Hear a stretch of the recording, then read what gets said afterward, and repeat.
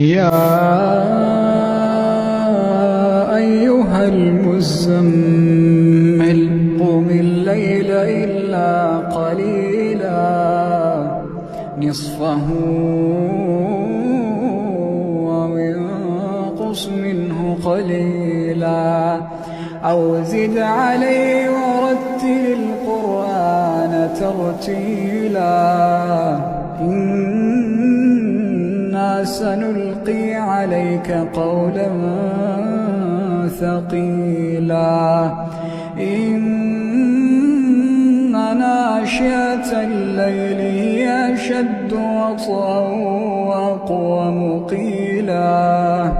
إن لك في النهار سبحا طويلا واذكر اسم ربك وتبتل إليه تبتيلا رب المشرق والمغرب لا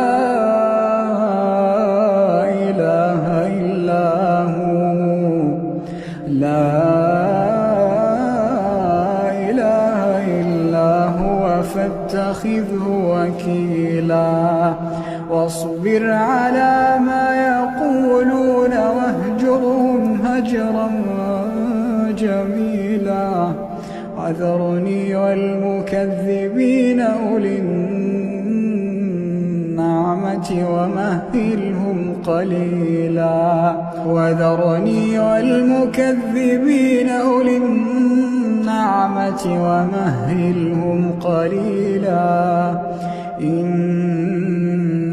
لدينا أنكالا وجحيما وطعاما ذا غصة وعذابا أليما يوم ترجف الأرض والجبال وكانت الجبال كثيبا مهيلا إنا أرسلنا إليكم رسولا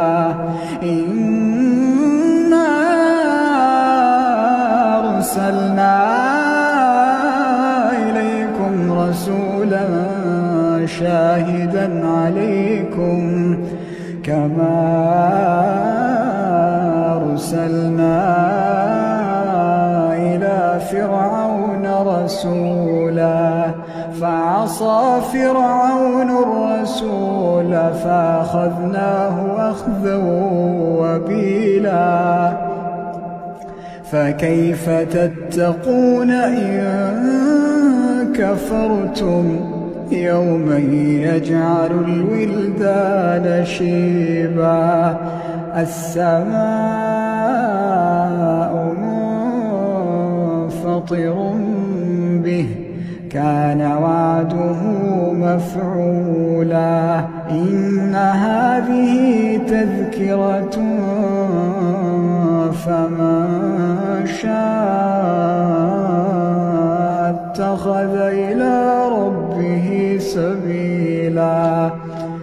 إن ربك يعلم أنك تقوم أدنى من ثلثي الليل ونصفه وثلثه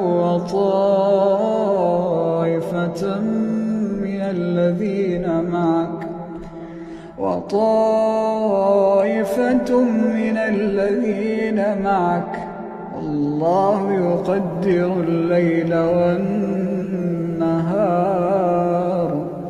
علم أن لا تحصوه فتاب عليكم فاقرؤوا ما تيسر من القرآن علم أن سيكون منكم مرضى وآخرون يضربون في الأرض يبتغون من فضل الله